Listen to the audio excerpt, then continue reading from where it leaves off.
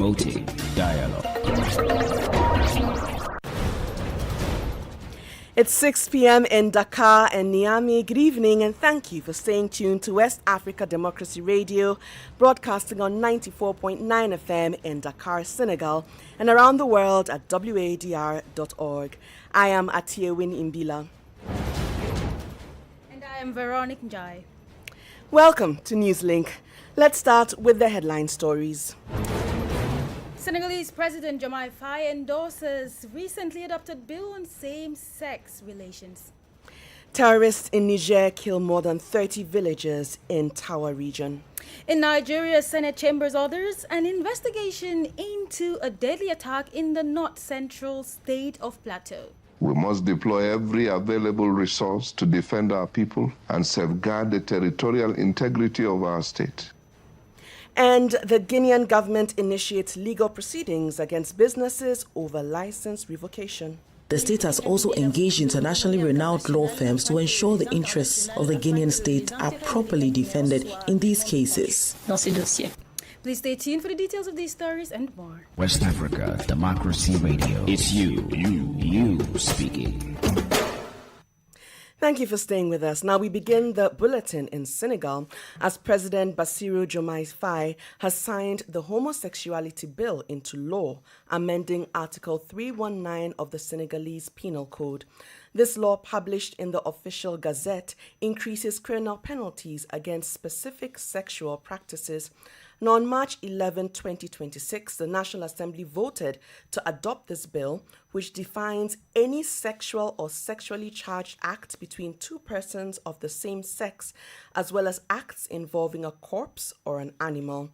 Augustine Colley has the details. The new law imposes prison sentences ranging from 5 to 10 years, along with fines of up to 10 million CFA francs.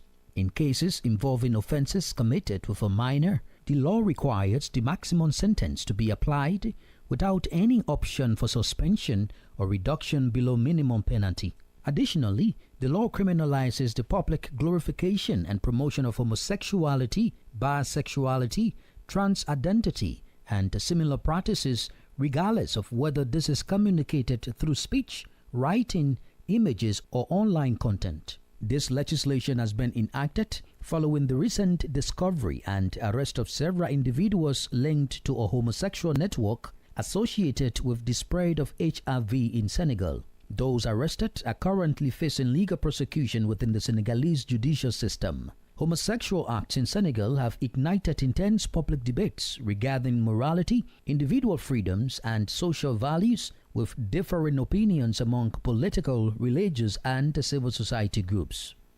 Augustine Colley filed that report. And now we head to Niger, where more than 30 people have been killed in a terrorist attack in Koni, located in the southwest of the country. The governor of the Tahua region, Suleiman Musa Amadou, confirmed last week the deadly attack during a visit in the area to comfort victims. The attackers targeted civilians, leaving dozens dead and several others injured. Sankule Janko has the details. The attack occurred late last week in Koni, in the Tahua region of southwestern Niger. During a field visit yesterday, the regional governor confirmed the attack, which targeted civilians. Colonel Major Suleimani Musa Amadou, governor of the Tahua region, provided an update and reassured the population. The Koni department borders the states in northwestern Nigeria, notably Sokoto State. For several months, it has been facing armed attacks attributed to the terrorist group Lakurawa, affiliated with the Islamic State. At the beginning of March, a customs officer and 3 civilians were killed in an attack on Nigerian customs post by armed men suspected of belonging to the same group. That was a report by WDR Sankule Janko. Let's now cross over to Nigeria, where the upper chamber of the National Assembly has ordered a full investigation into the recent killings in Plateau State. On Sunday, suspected bandits attacked a community in the Jos North local government, killing 26 people. Several others sustained gunshot wounds during the deadly raid. Colonel Major Suleimani Dembele, first outlined the security situation in the country marked by a persistent territorial threat, while several international media outlets reported last week on the possible release of hundreds of terrorist fighters. The head of DIRPA family denied the information, describing it as disinformation campaign. False information has been circulating, claiming that our country released hundreds of terrorists to facilitate fuel supplies. These statements, relayed by some media outlets, are intended to damage Mali's image. This is pure manipulation, baseless and without any credible source. Some media have also tried to suggest the existence of agreements with terrorists. These are further attempts to discredit our army and sow doubt among the public. He also lamented tensions observed with certain neighboring countries without naming them, a situation he considers worrying given the threat along the borders. To address this, he called for stronger cooperation among countries in the region in the fight against terrorism. We call on Mali's neighbors to act responsibly and recognize that leniency has never led to restraint. We apologize for that wrong soundbite. Let's go to the Nigeria story because we do know that the upper chamber of the National Assembly has ordered a full investigation into the recent killings in Plateau State. Now, the incident has sparked renewed concerns over insecurity in Nigeria's Middle Belt, which calls for urgent action to halt the recurring attacks and protect vulnerable communities. WADR's Yasunu Sasetu has the details. The directive follows a deadly attack in parts of Jos North, where at least 28 people have been confirmed killed with several others injured. The Senate has mandated the Inspector General of Police to investigate the incident and ensure those responsible are brought to justice. Lawmakers say the move is part of efforts to address the persistent violence and restore confidence in security operations in the state.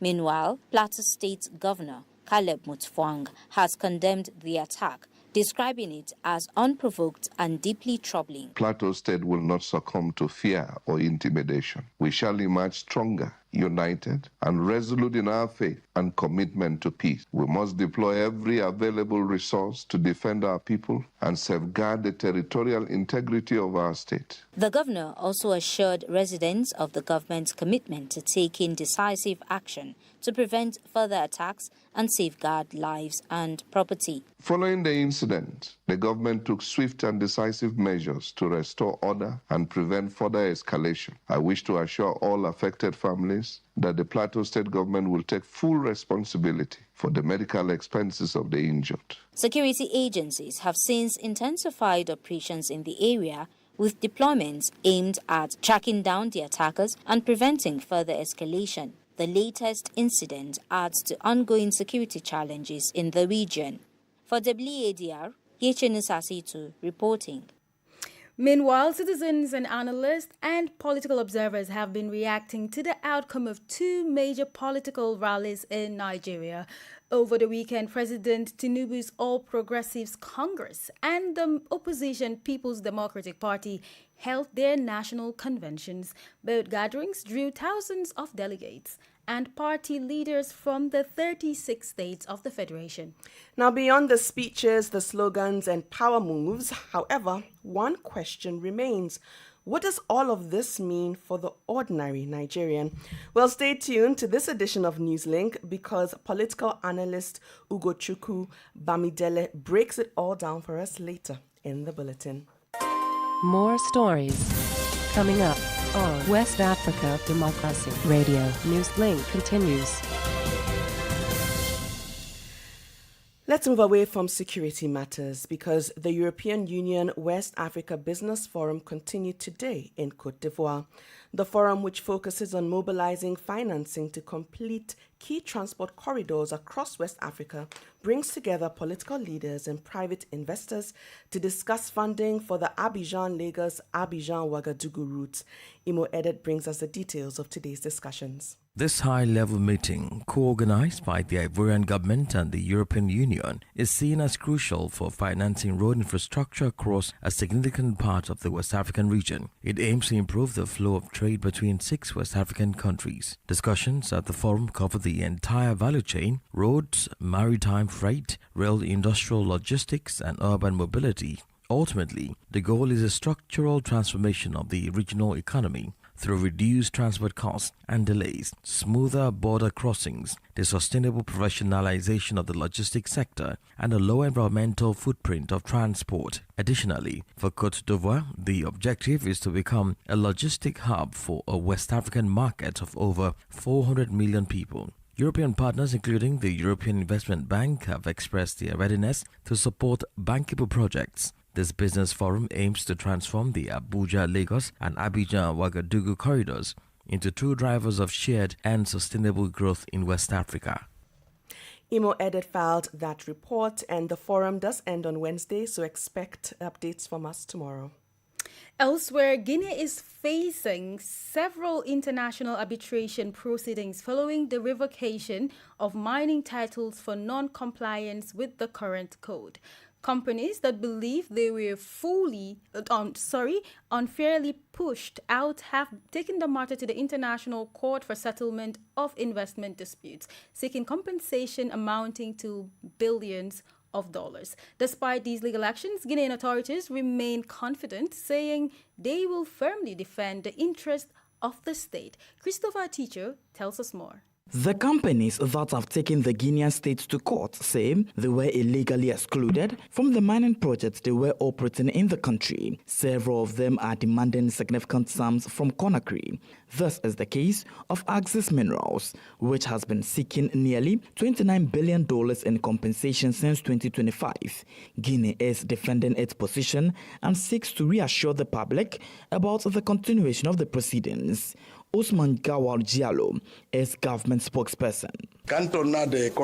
When there are contracts, it can happen that they are poorly executed or interrupted. There are always clauses that allow either party, if they feel wronged, to seek legal action. But of course, when a case is filed, the other party is informed.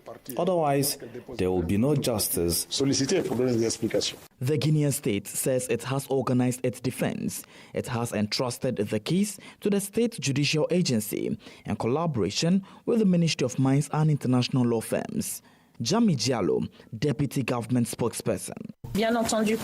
Of course, we have been notified. The case is being handled by the state's legal agent in collaboration with the Ministry of Mines. The state has also engaged internationally renowned law firms to ensure the interests of the Guinean state are properly defended in these cases. As the government relies on mining to finance many development projects, complaints from the mining companies operating in the country are multiplying.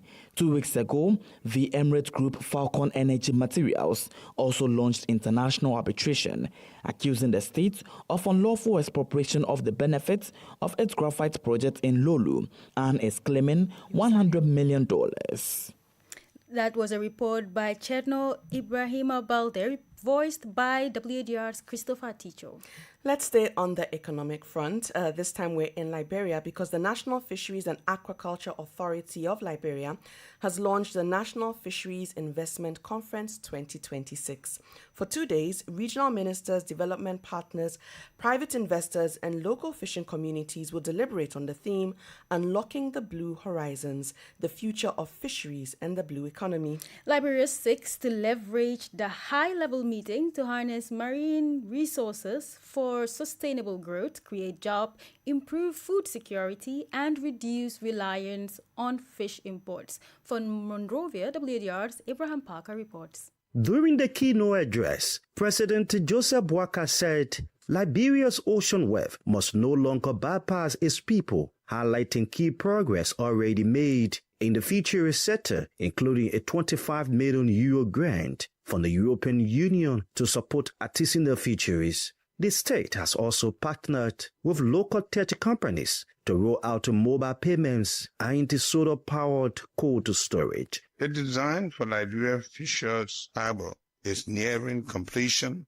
and the construction of a new National Fishery Complex is expected to begin later this year. These investments will create a modern hub for fishery management, logistics, and private sector engagement. Also speaking, World Bank Country Manager Georgia Wallen outlined ongoing initiatives and their impact on the sector. We're investing and supporting Liberia to invest in catalytic investments, including the new clay hatchery, the Sea King, Liberia's first semi-industrial fishing vessel made of fiberglass, incubator program. We're supporting Liberia to invest in modernization of NAFA. The regional conference has also enabled the launch of 3 key policy frameworks: a 10-year national fisheries strategic plan, an investment plan, and a public-private partnership strategy to guide Liberia's fisheries sector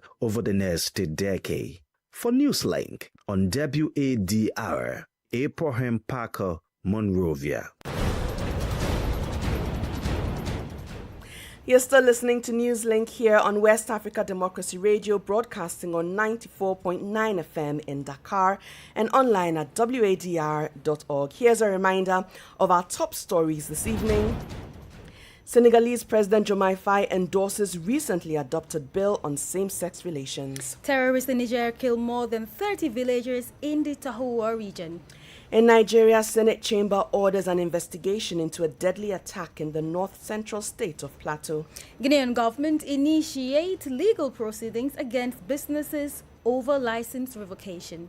And still ahead in the news, we have guest interview and sports. Do stay with us. Fresh and breaking news all the time. Hear it first as the news breaks, only on West Africa Democracy Radio. Newslink continues. Thank you for staying with us. Now, the Intergovernmental Action Group Against Money Laundering in West Africa, GIABA, has raised concerns over the scale of illicit financial flows on the continent, estimated at between 50 and 88 billion US dollars annually. The West African agency says the trend continues to undermine the continent's development and economic progress. Now, speaking at a 2-day national awareness seminar for journalists in Senegal, Information Manager and Acting Principal Officer of GIABA, Timothy Melaye, emphasized the critical role of the media in tackling the menace. He noted that equipping journalists with the right knowledge and tools will significantly strengthen efforts to curb illicit financial activities across the sub-region. What people know is what they can work with. For the community to take ownership. For instance, if a criminal lives among the people and feels safe, the people do not see criminality or they do not see money laundering as an offense, they do not understand what it is, criminals will come and dwell among them. That is why the collaboration with media becomes extremely important, because they educate the public. And when the people are educated, they take ownership of the fight. If you know that somebody is a criminal, then you can report. You can be a whistleblower because you know the negative consequences of doing that. Issues of illicit financial flow is essentially a major concern. This staggering figure that we're calling about increase from 50 billion to about 88 billion approximately taken out of the region, these have great negative consequences on the development of Africa. Imagine investing $88 billion annually in health, in education, in infrastructure, power in our region. What impact it will make. Indeed, perpetrators are not in any of the sectors specifically. It's cut across all sectors. We have private sector, we have public sector, we have businesses, we have criminality related to drugs, we have criminality related to corruption in public office, we have criminality related to individual organizations, financial institutions, designated non-financial businesses and professions. So this cut across all our sectors. That was Timothy Melaye. He is the Information Manager and Acting Principal Officer for the Intergovernmental Action Group Against Money Laundering in West Africa, GIABA. Politics, analysis on major news, social matters, and all. This is A Guest. And our guest this evening is Ugochukwu Bamidele, a political commentator. Now, over the weekend, two major political parties in Nigeria, the ruling All Progressives Congress, APC, and the opposition People's Democratic Party, held their national conventions. Their goal was to restructure, reorganize, and convince Nigerians of their programs ahead of the 2027 general elections. However, speaking to WADR's Yesinu Sasitu in Abuja, Bamidele says the conventions are for connecting with Nigerians' daily realities. Thank you for speaking with us. Let me start with this. From what we saw this weekend, would you say these conventions were more about power consolidation among elites or genuine efforts to reconnect with Nigerians? It's simple. From what we saw over the weekend, there is nothing about this that is a genuine effort to reconnect with ordinary Nigerians. Can anybody beat their chest and say that from the speeches, whether at the PDP or the APC, whether it was Mr. President's speech at the APC Congress or at the convention, that's convincing enough? What are the basis for any of these political parties at the moment to even be convening to ask Nigerians to vote anybody that they produce? Have they kept to their bargain? Have they kept to their promises? The PDP for 16 years, did it keep to its promise? The APC now, since 2015 up until now, it's 11 years this year. And they look like a continuation of the bastardization of public office, public funds, and everything that the PDP stood for, with worse arrogance. I mean, for me, it's simple. It was simply a power-sharing agreement that happened at this convention. Nothing much. Now, the PDP convention happened despite internal crises and court disputes. What message does that send to citizens about accountability and rule of law? The message it sends is simple, especially with the PDP convention happening despite internal crises and court disputes. Nigerian politicians do not care about accountability and the rule of law. They care about a power grab. Look at the PDP and what is playing out within the PDP. Some persons want the party in their pockets to favor and forward their own political agenda, even if it doesn't favor internal party politics. So if you ask me what message the PDP convention holding in spite of the internal crisis which they've been unable to settle and court disputes which is currently ongoing, my answer is simple. They're showing we're a lawless people as a party and don't look in our direction. And I think that somebody is deliberately fueling that to favor whoever their principal is, to favor their consolidation on their grab for power. It's very obvious, because if you want to fix a problem, you start first by fixing the concerns of everybody involved, and then you now move forward from there united. Can the PDP beat its chest and say that it can wrestle come 2027? Let's talk about the APC. The party is pushing a narrative of consensus and stability, right? Do you think Nigerians actually feel that stability in their everyday lives? Even before Nigerians begin to look at their own lives within the APC, have they been able to really get a consensus? Because the consensus is that we all together agree. Just like we see in the Constitution, we do solemnly agree. We, the people. That's a consensus. We have come together to say we will live by this document. Can the APC beat its chest and say that the consensus it's been shouting about is really a consensus, or is it a coercion by the very powerful? Because, I mean, that's more of what it looks like. It's not a consensus. I don't agree. I beg to differ. It's simply powerful individuals, arm twisting, neck twisting to fall in line. That's basically what it is. We have refineries. We even have a private-owned refinery, which is the largest single-train refinery in the world at the moment. But that refinery has to source crude from outside because the Nigerian government, for whatever politics is playing, and Nigerians are suffering. Look at what power has looked like. So where would the stability come from? Is it from being able to produce, to earn income when you don't have power, and then you decide to depend on alternative power and you can't afford fuel, and then because of the price of fuel, the cost of every other thing has gone up. So even if you say you want to do solar, it's gone up also. The price has gone up. Stability for, Nigerians in their everyday life, we're far from whatever looks like the essence stability, and that's the truth. So looking ahead to 2027, what should Nigerians be paying attention to now? Not as party members, but as citizens whose lives will be affected. Looking ahead to 2027 is very simple. Nigerians should pay attention to the promises that were made before 2023. Nigerians need to look at the characters that are running in 2027. It's time for us to unite and say enough is enough. Unless maybe enough is not enough. Because again, I strongly do not believe that the political class is Nigeria's problem. We're tired of politicians who speak from both sides of their mouth. And that's the truth. That was Ugochukwu Bamidele, a political commentator in Nigeria. Let's now bring you some sports news. The Ghana Football Association has sacked head coach Otto Addo after poor results, including defeats to Austria and Germany. The FA cited a loss of confidence and dressing room issues. With just over 2 months of the World Cup, Ghana must quickly appoint a new coach. Germany beat Ghana 2-1 with a late goal sealing the win on Monday evening. Now we head over, and the appeal hearing for Senegalese fans arrested during the AFCON final has been postponed to April 13th in Rabat. Meanwhile, CAF has upheld Morocco's 3-0 win, with Senegal taking the case to the Court of Arbitration for Sport. On the pitch, Senegal faced the Gambia today in a friendly as a World Cup warm-up match for the Teranga Lions in Jamiado will kick off at 7 p.m. And in boxing, Nigeria's Israel Adesanya suffered a 4th straight defeat, losing to Joe Pfeiffer in Seattle.